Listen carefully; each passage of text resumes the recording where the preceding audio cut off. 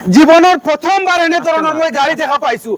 যেহেতু একেবারে আপনার দেখা পাইছো ফোর লাইনের কাষত গাড়ি খারি পাতি আছে এলপি গাড়ি খারি পাতি আছে আমার জুবিনদার মৃত্যুর পিছতে দেখা পোৱা গৈছিল গুৱাহাটীৰ লগতে বিভিন্ন সিটি স্তব্ধ হৈ পৰিছিল সমগ্ৰ অসম স্তব্ধ হৈ পৰিছিল কিন্তু প্ৰথমবাৰ এনে ধৰনেৰ দৃশ্য দেখি মই আচৰিত হৈ পৰিছো অকল সৰু সুৰা গাড়ী নহয় ডাঙৰ ডাঙৰ এলপি গাড়ী মই জীৱনত এনে ধৰণৰ গাড়ী কেতিয়াও দেখা পোৱা নাই মই বৰ্তমান আছো নোয়াগাঁও বৰগাঁও বাইপাছৰ একেবাৰে নিলগত একেবাৰে ওচৰত প্ৰথমবাৰৰ বাবে এনে ধৰণৰ মই গাড়ী খাৰি পাতি দেখা পাইছো ডাঙৰ ডাঙৰ গাড়ী খাৰি পাতি আছে ফোৰ লাইনেৰ কাষত কিয়নো গাড়ী খাৰি পাতি আছে এনে ধৰণৰ মই গাড়ী কেতিয়াও দেখা পোৱা নাই আপোনালোকক মই স্ক্ৰীনৰ জৰিয়তে আপোনালোকক দেখুৱাৰ চেষ্টা কৰি আছো মই জীৱনত এনে ধৰণৰ গাড়ী দেখাই পোৱা নাই আমাৰ জুবিনদাৰ মৃত্যু হৈছে আৰু জুবিনদাৰ মৃত্যুৰ আবেগত দেখা পোৱা গৈছে অসমবাসী একেবাৰে স্তব্ধ হৈ পৰিছে অসমৰ জনগণে কান্দি আছে জুবিনদাৰ কাৰণে আৰু এয়া চাওক আপোনালোকে কিমান এলপি গাড়ী ফোৰ লাইনৰ কাষত খাৰি পাতি আছে আমাৰ জুবিনদাক হেৰুৱাইছো আমাৰ অসমৰ এক নক্ষত্ৰক হেৰুৱাইছো আৰু